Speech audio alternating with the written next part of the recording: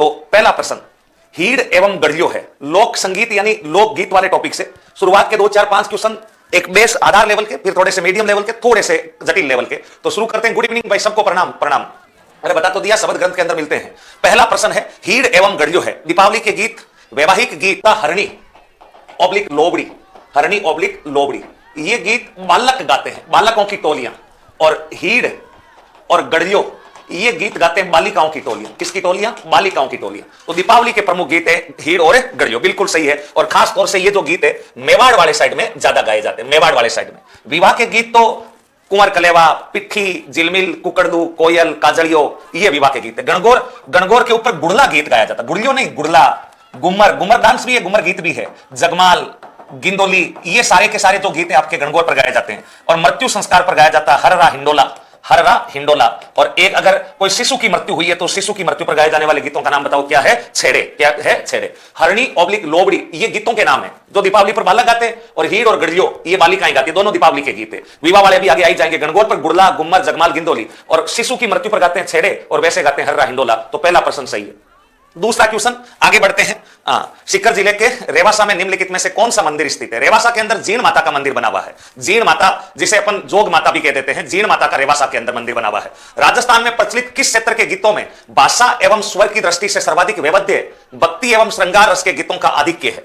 यानी राजस्थान के किस क्षेत्र में जो गीत गाए जाते हैं उनके अंदर भाषा एवं स्वर, यानी भाषा बहुत चेंजेज हो रही है, उन गीतों में भाषा और स्वर का सर्वाधिक वैविध्य एवं भक्ति व श्रृंगार रस के गीतों का आधिक्य है। यानी वहां के गीतों में भक्ति और श्रृंगार आपको थोड़ा सा ज्यादा नजर आता है। किस क्षेत्र के गीतों में ऐसा नजर आएगा? मरु प्रदेश के गीत, मेवाड़ का उत्तरी क्षेत्र, समतलीय ऑब्लिक मैदानी क्षेत्र, या पर्वतीय क्षेत्र के गीतों में? लगभग सारे लोगों का आंसर गलत है। यहां पर जो सही और सटीक उत्तर होगा, समतल और मैदानी जो क्षेत्र है उस क्षेत्र के गीतों में भाषा एवं स्वर की दृष्टि से सर्वाधिक विविधता नजर आएगी आपको। वैविध्य का मतलब होता है विविधता, और भक्ति और श्रृंगार जो रस है उसका आधिपत्य आपको यहां पर नजर आएगा। बी के अंदर नजर नहीं आएगा। बी वाला जो है इसमें ध्यान रखना, आपके युगल रस की अधिकता नजर आएगी। युगल गीत ज्यादा है मेवाड़ वाले और पर्वतीय वालों में। और मरु प्रदेश वाले जो गीत है उधर वियोग की अधिकता नजर आएगी, यानी वियोग के पक्ष की अधिकता नजर आएगी। तो मरु प्रदेश तो हो नहीं सकता। भक्ति और श्रृंगार रस ये आपके पर्वतीय और मेवाड़ वाले में है नहीं, क्योंकि पर्वतीय और मेवाड़ वाले जो ज्यादातर जो गीत है वो तो जनजातीय गीत है। हम पढ़ के आए हैं कि क्षेत्र के आधार पर गीत 3 भागों में बांटे गए हैं, मैदानी भाग, पर्वतीय भाग और आपका मरु प्रदेश। और जो पर्वतीय भाग के गीत है वो जनजातीय गीत है, युगल गीत है, ज्यादातर गीत महिला पुरुष मिलकर गाते हैं। और जो मैदान या समतल क्षेत्र है उधर के गीतों में शांत रस और भक्ति रस की प्रधानता नजर आती है। तो भक्ति, शांत, श्रृंगार और ये वैविध्य वाला जो बातें हैं वो है आपका समतलीय मैदानी क्षेत्र। तो बी उत्तर। जयगढ़ में तोप खाने का निर्माण, तोप खाने का निर्माण मिर्जा जयसिंह ने करवाया था, यानी जयसिंह प्रथम ने, जबकि जो सबसे बड़ी तोप है जयबान वो सवाई जयसिंह ने बनवाई थी, मिर्जा जयसिंह ने करवाया था। तो ठीक है, चलते हैं अगले प्रश्न की तरफ। राजस्थानी लोकगीतों की कौन सी एक विशेषता नहीं है? यानी राजस्थानी लोकगीतों के संबंध में कुछ बातें यहां पर लिखी गई है और उनमें से कौन सी एक विशेषता राजस्थानी लोकगीतों से संबंधित नहीं है? पहला है पशु, पक्षी, पेड़, पौधे, पुष्प इत्यादि का मानवीयकरण लोकगीतों में प्रदर्शित होता है। बौद्धिक विकास के मुख्य संवाहक लोकगीत होते हैं। लोकगीतों का लेखक अज्ञात होता है। श्रृंगार, वियोग, उमंग, हृदय की पीड़ा सभी भावों का समन्वित रूप गीतों में झलकता है। राजस्थानी लोकगीतों के संबंध में कौन सा एक स्टेटमेंट जो है वो आपका सही नहीं है? यानी राजस्थानी गीतों की कौन सी एक विशेषता नहीं है, ये हमसे पूछा गया है। तो कुछ इसके अंदर बी आंसर दे रहे हैं और कुछ इसके अंदर आपके सी आंसर दे रहे हैं। देखते हैं कौन कौन इसमें सही बताएगा, कौन कौन गलत बताएगा। पशु, पक्षी, पेड़, पौधे, पुष्प इत्यादि का मानवीयकरण लोकगीतों में प्रदर्शित होता है। क्या यह बात सही है या गलत है? तो यह बात तो बिल्कुल सही है, इसमें तो कहीं पर भी कोई गलती नहीं। मानवीयकरण का मतलब हमारे ज्यादातर जो लोकगीतों के नाम है वो पशु, पक्षी, पेड़, पौधे, पुष्प इत्यादि के नाम पर। जैसे मैं आपसे कहूं केवड़ा हमारा गीत है, केवड़ा एक पेड़ का नाम है, सुगंधित पेड़ होता है जो मरु प्रदेश में होता है। चिरमी एक पौधा होता है। कागा, मोरिया, पपैया ये सब पक्षियों के नाम होते हैं। तो हमारे राजस्थान में पेड़, पौधे, पुष्प, पशु, पक्षी सबका मानवीयकरण है। बौद्धिक विकास के मुख्य संवाहक, संवाहक मतलब एक व्यक्तियों में बुद्धि का विकास करने के लिए ये मुख्य भूमिका निभाते हैं। ये आपको देख लेना, अगर डाउट है तो अगला पढ़ लो। लोकगीतों का लेखक अज्ञात है, बिल्कुल सही बात है, इसमें कहीं कोई गलती नहीं है। लोकगीतों का लेखक ज्ञात हो ही नहीं सकता।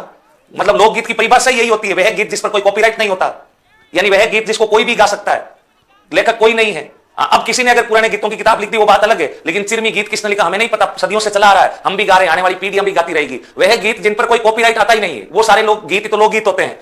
श्रृंगार, वियोग, उमंग, हृदय की पीड़ा, सभी भावों का समन्वित रूप गीतों में झलकता है, ये भी सही है। तो फिर गलत कौन सा है? जिसने भी ऑप्शन बी बताया है वो आपका गलत है। ध्यान रखना, बौद्धिक विकास के मुख्य संवाहक लोकगीत नहीं होते। बौद्धिक विकास शास्त्रीय संगीत में होता है। ध्यान रखना, बौद्धिक विकास, बुद्धि का विकास, ये जो संबंध होता है लोकगीतों से नहीं होता, इसका संबंध शास्त्रीय संगीत से होता है। लोकगीतों तो मानवीय भावनाओं का विकास करते हैं। बौद्धिक विकास का लेना देना हमें यहां पर गीतों से नहीं है। बौद्धिक विकास का मुख्य संवाहक या बौद्धिक विकास का संबंध लोक संगीत से नहीं होता, ये आपके किससे होता है? मुख्य संवाहक से। मुख्य जो बौद्धिक विकास के संवाहक होते हैं वो शास्त्रीय संगीत होते हैं। ऑप्शन बी जो है वो आपका बिल्कुल सही और सटीक है। मेरा सही, ऐसा क्या सर? तब ठीक है, हाँ जो भी है बी इसका सही और सटीक उत्तर होगा। नेक्स्ट, निम्नलिखित में से कौन सा एक लोकगीत मरु प्रदेश में वियोग का परिचायक नहीं है? मरु प्रदेश में वियोग का परिचायक नहीं है। रिया किसकी तैयारी कर रहा? तू खुद कर ले रहे एक बार गुर्जर, पहले बाद में कर लेना। रिया तो बाद में कर लेगी। फटाफट बताइए तुम। एक तो बीच में कुछ एक लोग तो बिना फालतू में पंचायती वाले बैठे हैं, वो ऐसा करे इंस्टाग्राम वगैरह वहां पर टाइम पास करे, क्लास में बिना फालतू में दुख पा रहे हो तुम, इधर उधर और लोगों को डिस्टर्ब कर रहे हो। निम्नलिखित में से कौन सा एक लोकगीत मरु प्रदेश में वियोग का परिचायक नहीं है? मरु प्रदेश में मतलब पश्चिमी राजस्थान के अंदर कौन सा एक गीत है जो वियोग का परिचायक नहीं है? हिचकी, कुर्जा, जरोवा नहीं है, जोरावा है। ये थोड़ा सा मिसप्रिंट शब्द है, जरोवा नहीं है। ये जो शब्द है इसको मैं थोड़ा सही कर देता हूं। जोरावा शब्द का नाम बताओ क्या है? जोरावा। जरोवा नहीं है, जोरावा शब्द है। तो कोई सही बताएगा, कोई गलत बता रहा, कुछ ए जो है बता रहे हैं, कुछ सी बता रहे हैं। देखो, पीपली शेखावाटी प्रदेश का गीत है। शेखावाटी मरु प्रदेश का ही भाग है और वर्षा ऋतु में विरहणी गाती है। विरहणी मतलब एक महिला अपने पति की याद में वर्षा ऋतु में गीत गाती है पीपली शेखावाटी क्षेत्र में, और शेखावाटी सिक्कर से लगा के पूरा वो मरु प्रदेश का ही भाग माना जाएगा। जोरावा ये जैसलमेर जिले का प्रमुख लोकगीत है, जैसलमेर जिले का, और जैसलमेर जिले में वियोग का प्रमुख गीत माना जाता है। कुर्जा ये पश्चिमी राजस्थान का कहते हैं। हिचकी ये वियोग का गीत तो है, लेकिन मेवात, मेवात मतलब मैदानी भाग, मेवात प्रदेश अलवर भरतपुर क्षेत्र में वियोग का गीत है। जबकि पेपर में पूछा जा रहा है कि मरु प्रदेश का, तो हिचकी का मरु प्रदेश से लेना देना ही नहीं है। मरु प्रदेश में हिचकी नहीं है, हिचकी मेवात प्रदेश का गीत है, पूर्वी राजस्थान का गीत है, अलवर भरतपुर में गायक। हाँ ये बात सही है कि हिचकी गीत वियोग का ही है, लेकिन यहां पूछा जा रहा मरु प्रदेश में कौन सा वियोग का परिचायक नहीं है, तो हिचकी मरु प्रदेश में नहीं है। बाकी कुर्जा, जोरावा, पीपली, काग्गा, सुपना ये सब मरु प्रदेश में वियोग के गीत माने जाते हैं। तो नेक्स्ट क्वेश्चन की तरफ बढ़ते हैं। राजस्थान की किस एक महिला संगीतकार मांड गायकी से संबंधित नहीं है? राजस्थान में कौन सी एक महिला संगीतकार मांड गायकी से संबंधित नहीं? राजस्थान की एक बहुत प्रसिद्ध गायकी है मांड, जिसमें कई सारी महिला कलाकारों के नाम है। राजस्थान में टोटल गायन की मुख्य 4 और कुल 5 शैलियां हैं। 4 मुख्य, हवेली, तालबंदी, लंगा, मांगणियार और एक ये मांड। हवेली मेन में नहीं है, मेन में तो 4 ही होती है, लेकिन वैसे देखें तो कुल 5 है। उसमें से एक मांड गायकी है। कौन सी एक मांड गायकी से संबंधित नहीं? गौरी देवी, हाजन अल्लाह जिलाबाई, बतुल बेगम, रुकमा देवी। मेरे हिसाब से इस बार लगभग सबका राइट आ रहा है। एक शैतान राम कौन है उनका गलत आ रहा है, बाकी लगभग सबका सही। गौरी देवी है बिल्कुल, इनको राजस्थान की कोकिला कहते हैं। गौरी देवी को राजस्थान की कोकिला कहते हैं, और ये जोधपुर और बीकानेर में मांड गायन का काम करती थी। हाजन अल्लाह जिलाबाई, इन्हें मरुभूमि की कोकिला कहते हैं, मरुभूमि की कोकिला। और हाजन अल्लाह जिलाबाई बीकानेर के थे, गंगा सिंह के दरबार में मांड गायन का काम करते थे। बतुल बेगम इंपॉर्टेंट है, ध्यान रखना। वैसे तो डीडवाना जिले की मूल रूप से रहने वाली है, लेकिन जयपुर में ही ज्यादा समय इन्होंने बिताया है। इनको 2022 में नारी शक्ति अवार्ड भी दिया है, और 2025 में इनको पद्मश्री पुरस्कार भी मिला है। तो बतुल बेगम जो है, इनका संबंध राजस्थान की हाल ही में सबसे चर्चित मांड गायकी के अंदर 25 में पद्मश्री मिला है, 2022 में इनको नारी शक्ति अवार्ड दिया है। रुकमा देवी का संबंध यहां से नहीं है, रुकमा देवी का संबंध यहां से नहीं है। रुकमा देवी का संबंध मांगणियार गायकी से है। बताओ कौन सी गायकी से है? मांगणियार गायकी। इसकी जो प्रसिद्ध कलाकार है वो है आपके रुकमा देवी। बाकी गौरी देवी, हाजन अल्लाह जिलाबाई, बतुल बेगम, बन्नो बेगम, परवीना मिर्जा, मांगीबाई, नन्नीबाई, ये मैं जितने भी नाम बोल रहा हूं ये सब राजस्थान की प्रसिद्ध मांड कलाकारों के नाम है। रुकमा देवी का संबंध मांगणियार गायकी से रहा है। नेक्स्ट, राजस्थान का प्रतिनिधि लोकगीत कौन सा है? जमीला बानो भी है, बिल्कुल जमीला बानो जोधपुर की है, जमीला बानो है। तो राजस्थान का प्रतिनिधि लोकगीत कौन सा है? केसरिया बालम, केसरिया शब्द गलत हो गया, केसरिया बालम, केसरिया बालम मिसप्रिंट है, केसरिया बालम, दती दोरारी, गुमर, कथक। बताओ देखिए, राजस्थान का प्रतिनिधि लोकगीत के रूप में किसे माना जाता है? केवल शब्द चेंज हुआ है। प्रतिनिधि का मतलब होता है राजस्थान का राज्य गीत कौन सा है, तो राजस्थान का राज्य गीत या राजस्थान का जो प्रतिनिधि गीत है वो है केसरिया बालम। राजस्थान का आदर्श गीत, यानी राजस्थान में किस गीत को आदर्श गीत माना जाता है? कन्हैयालाल सेठिया ने लिखा धरती दोहराई। राजस्थान का राज्य लोक नृत्य, राजस्थान का राज्य जो लोक नृत्य है वो है आपका घूमर। और राजस्थान का शास्त्रीय नृत्य, राजस्थान का शास्त्रीय नृत्य अगर कोई पूछे तो राजस्थान का जो शास्त्रीय नृत्य है वो है आपका कथक। जबकि राजस्थान का जो प्रतिनिधि लोकगीत माना जाता है ये माना जाता है धरती दोहराई, सॉरी, राजस्थान का प्रतिनिधि गीत या राज्य गीत केसरिया बालम, आदर्श गीत धरती दोहराई, राज्य लोक नृत्य घूमर और राज्य शास्त्रीय नृत्य कथक। तो ये एक सिंपल सा प्रश्न है। कौन सा एक लोक संगीत राजस्थानी से संबंधित नहीं है? केसरिया बालम जो है उसको पहली बार मांगीबाई उदयपुर में गाया था और सर्वाधिक बार उसको हाजन अल्लाह जिलाबाई ने गाया था। केसरिया बालम आवो नी पधारो मारे देश, अभी तक नहीं दिया गया, सूर्यमल बिशन जी, रेखा जी, अभी तक नहीं दिया गया है। ठीक है, कौन सा एक लोक संगीत राजस्थान से संबंधित है? बाउले, पंडावनी, चरचरी, कजरी। राजस्थान में ये जो कुछ संगीतों के नाम दिए गए हैं इनमें से कौन सा एक लोक संगीत, कौन सा एक लोक संगीत राजस्थान से संबंधित है? मतलब 3 राजस्थान से संबंधित नहीं है और एक संगीत राजस्थान से संबंधित है। जो राजस्थान से संबंधित है उस संगीत को आपको छांटना है। कुछ डी बता रहे हैं, ज्यादातर सी बता रहे हैं। देखो, बाउले तो राजस्थान का नहीं है, बाउले तो गलत है। बाउले पश्चिम बंगाल का प्रसिद्ध संगीत है, पश्चिम बंगाल का। बाउले राजस्थान का नहीं है। पंडावनी, पंडावनी ये छत्तीसगढ़ का प्रसिद्ध संगीत है। वैसे राजस्थान में चलता है लेकिन फेमस ये छत्तीसगढ़ का है। तिज्जन बाई इसकी प्रसिद्ध कलाकार है, तिज्जन बाई, ये पंडावनी संगीत से है। कजरी ये उत्तर प्रदेश का संगीत है, कजरी यूपी का संगीत है, उत्तर प्रदेश। चरचरी, ये चरचरी जो है ये राजस्थान का संगीत है और हमें याद रखना है उत्सवों पर ताल के साथ गाया जाने वाला गीत, गाया जाने वाला जो गीत होता है उस गीत को बताओ क्या कहा जाता है? चरचरी कहा जाता है। उत्सवों पर गाया जाने वाला जो गीत होता है ताल के साथ में उसको चरचरी कहा जाता है। राजस्थान में कई सारी ताल होती है, जैसे मैं आपको कहूं कहरवा, दादरा, रूपक, ये सब राजस्थान में संगीत की बताओ क्या होती है? ताल होती है, ताल। जैसे पिल्लू, असावरी, गोरमा, मांड, सिंधु, ये सब संगीत की रागें होती है। वैसे ही कहरवा, दादरा, रूपक, मल्हार, दमाल, प्रभाता, ये सब संगीत की रागें होती है। तो चरचरी आपका सही हो जाएगा।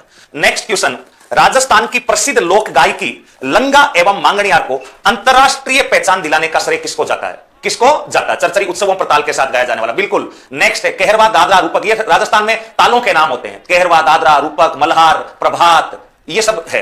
अगला है राजस्थान की प्रसिद्ध लोक गायकी लंगा व मांगणियार को अंतरराष्ट्रीय पहचान दिलाने का श्रेय किसको है? देवीलाल सामर, गुलाबो सपेरा, गणपत लाल डांगी, कोमल कोठारी। जल्दी से बताइए। देखिए, राजस्थान में एक तो लंगा मूल गांव है बड़वाना बालोतरा और मांगणियार जैसलमेर, इनको इंटरनेशनल लेवल पर लोकप्रिय किसने किया था? देवीलाल सामर ने, गुलाबो सपेरा ने, गणपत लाल डांगी ने, कोमल कोठारी ने। तो जिसने भी डी उत्तर बताया है उसका बिल्कुल सही है, कोमल कोठारी करेक्ट आंसर। कोमल कोठारी, इन्होंने 1960 में रूपायन संस्थान की स्थापना की थी, ध्यान रखना।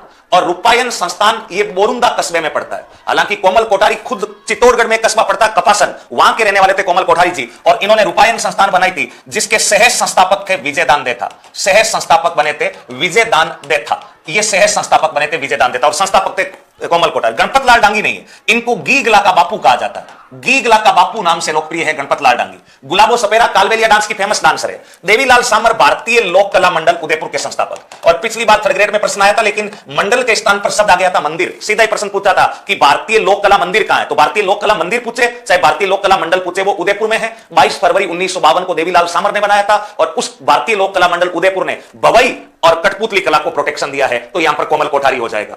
नेक्स्ट, मरु प्रदेश के लोक गीतों के संबंध में असत्य कथन कौन सा है? यहां कुछ स्टेटमेंट दे रखे हैं और मरु प्रदेश के गीतों के संबंध में पूछा है, तो फटाफट बताइए कि कौन सा होगा।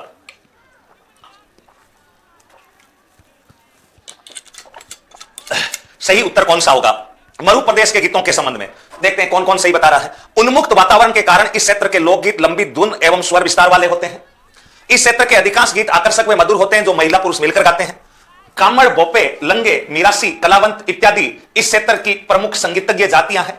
रतन राणो, गुगरी, पीपली, काचवा, केवड़ा इत्यादि मरु प्रदेश के प्रमुख लोकगीत है। Which of the false statement? तो पहला तो पक्का सही है। उन्मुक्त मतलब खुला वातावरण है और खुले वातावरण के कारण इस क्षेत्र के गीतों में लंबी धुन और स्वर विस्तार, मतलब शब्दों को लंबा खींचा जाता है। यूं केसरिया बालम बोलने में 2 मिनट लग जाती है, केसरिया बालम, यानी हो लास्ट में दोनों को लंबा खींचते हैं क्योंकि दूर दूर तक आबादी है तो कोई डिस्टर्बेंस वाला नहीं है। इस क्षेत्र के अधिकांश गीत आकर्षक व मधुर होते हैं, ये बात तो सही है। महिला पुरुष मिलकर गाते हैं, ये बात गलत है क्योंकि ज्यादातर गीत वियोग वाले हैं और महिलाएं गाती है मरु प्रदेश वाले ज्यादातर गीत, तो पुरुष महिला नहीं गाती। ऑप्शन जो बी होगा वो आपका बिल्कुल सही और सटीक आंसर होगा। हार्ड क्वेश्चन तो इजी सोल्व कर ले महिपाल, हार्ड क्यों कर रहा है सोल्व? तो महिला पुरुष गाते हैं। कामड़, बोप्पे, लंगे, मिरासी, कलावन, इस क्षेत्र की प्रमुख संगीतज्ञ जातियां, बिल्कुल सही है। रतन राणो, गुगरी, पीपली, कांचवा, केवड़ा इत्यादि मरु प्रदेश के प्रमुख गीत है, यह बात भी सही है। तो यहां जो फॉल्स स्टेटमेंट है वो आपका ऑप्शन बताओ कौन सा हो जाएगा, बी हो जाएगा। नेक्स्ट, राजस्थानी लोक गीतों में प्रचलित हरजस के संबंध में सही नहीं है। यानी पिछली बार ग्रेड 3 में इतना ही आया था कि राजस्थान रे लोक साहित्य में ही हरजस का ही है। ऑप्शन ए लोकगीत, बे में लोक कथा, ऐसे करके इतना ही पूछा था हरजस क्या है, और उसका उत्तर था लोकगीत। लेकिन इस बार थोड़ा सा हरजस में एक पॉइंट आपको एक्स्ट्रा याद करना है। राजस्थानी लोक गीतों में प्रचलित हरजस के संबंध में सही नहीं है। पिछली बार केवल इतना ही पूछा गया था कि हरजस क्या है। पहला ऑप्शन है मीराबाई द्वारा रचित पद ओब्लिक गीत जो कृष्ण भक्ति ओब्लिक भजन के रूप में प्रचलित है, जो कृष्ण भक्ति ओब्लिक भजन के रूप में प्रचलित।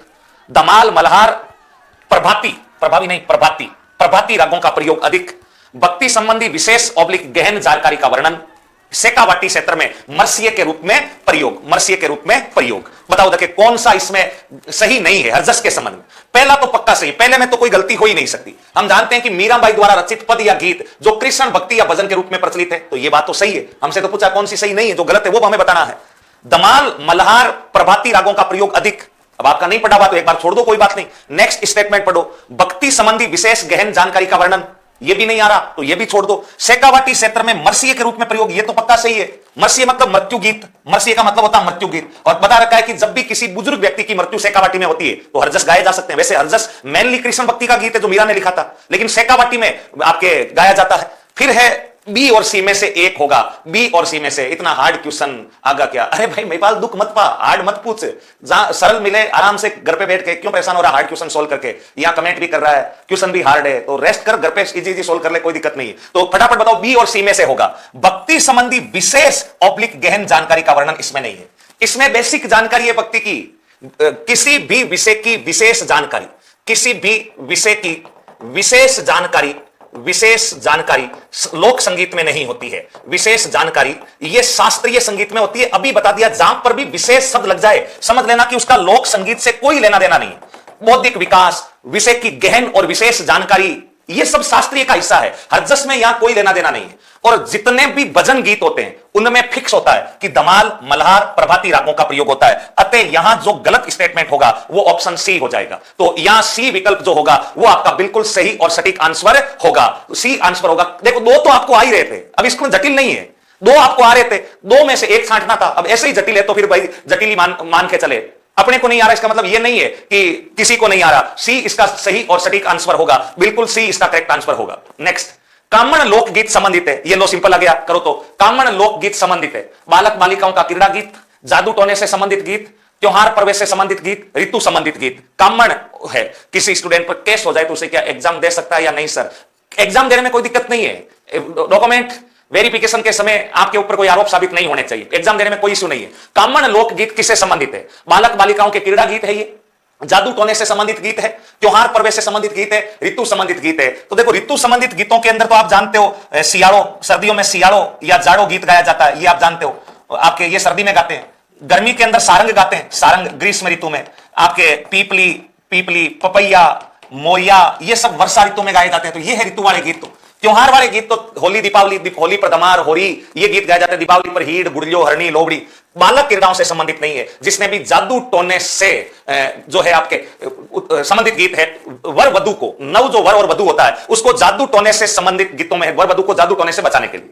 नेक्स्ट, लोकगीत एवं उनके अवसर के संबंध में बेमेल है। यहां पर कुछ गीत और उन गीतों के कुछ अवसर दे रखे हैं, उनके संबंध में बेमेल है। घोड़ी, वर निकासी के समय गुड़ चढ़ी रस्म का गीत है। बन्ना बन्नी, विवाह पूर्व दुल्हा दुल्हन की प्रेम कांक्षा की व्यंजना इन गीतों में है। सेंजा, नव वधु के स्वागत में वर पक्ष की महिलाएं गाती है। जला, बारात का डेरा देखने जाते समय वधु पक्ष की महिलाएं गाती है। निम्नलिखित में से कौन सा जोड़ा बेमेल है? एक साइड गीत लिखे हुए हैं और सामने कुछ अवसर लिखे हुए हैं, तो इनमें से कौन सा जो है वो जोड़ा बेमेल है? घोड़ी वर निकासी के समय गुड़ चढ़ी रस्म यानी बारात की निकासी के समय गाया जाने वाला गीत है, बिल्कुल सही है, लगभग सबका सही उत्तर आ रहा है, इसमें कोई गलती नहीं है। बन्ना बन्नी, विवाह से पूर्व भी और विवाह के बाद भी वर वधु के प्रेम भरे झगड़ों का वर्णन, और ये लिखा हुआ प्रेम कांक्षाओं की व्यंजना, प्रेम भरे झगड़ों का वर्णन, ये आपको आ ही रहा है।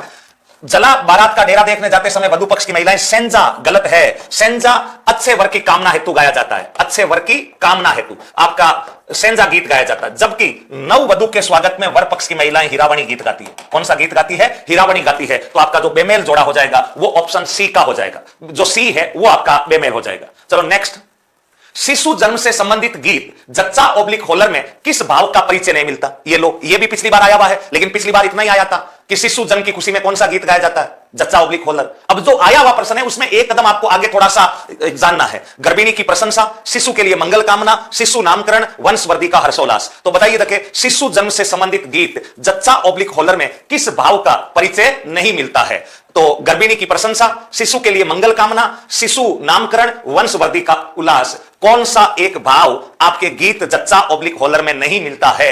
कुछ सही बता रहे हैं, कुछ गलत बता रहे हैं। तो जच्चा ओब्लिक होलर, ये इतना तो हमें पता है कि शिशु जन्म की खुशी में गाते, इतना तो पिछले ग्रेड 3 में आ चुका है। देखो, गर्भिणी की प्रशंसा बिल्कुल होती है, गर्भिणी की प्रशंसा, वंशवृद्धि का हर्षोल्लास भी होता है, शिशु के लिए मंगल कामना भी होती है। हालांकि शिशु के अच्छे भाग्य के निर्धारण के लिए बेमाता गीत गाया जाता है, लेकिन इसमें भी मंगल कामना होती है। और शिशु नामकरण का इसमें कोई उल्लेख नहीं मिलता। अतः जिसने भी विकल्प सी जो पूछा है, जो भी बताया है, उन सब का बिल्कुल सही और सटीक आंसर है शिशु नामकरण। गर्भिणी की प्रशंसा, शिशु के लिए मंगल कामना और वंशवृद्धि के हर्षोल्लास में 10th की किताब में स्पष्ट शब्दों में लाइन लिखी हुई है, गाया जाता है। तो ये सी आपका जो भी बता रहा है उसमें सही और सटीक उत्तर होगा। नेक्स्ट, राजस्थानी लोकगीतों में किस भाव ओब्लिक रस की प्रवणता सर्वाधिक है? प्रवणता मतलब प्रभाव सबसे ज्यादा है राजस्थानी लोकगीतों में। श्रृंगार रस, वीर रस, शांत रस, भक्ति रस। सिंपल टाइप का प्रश्न है, सिंपल टाइप का, इसमें तो कोई गलती करनी नहीं चाहिए। राजस्थानी लोकगीतों में किस भाव ओब्लिक रस की प्रवणता सबसे ज्यादा है? सबसे ज्यादा श्रृंगारिक रस, वीर रस, शांत रस और भक्ति रस। कौन कौन इसमें सही बताएगा, कौन कौन गलत बता रहा है? कुछ सही बता रहे हैं और कुछ गलत बता रहे हैं। देखो,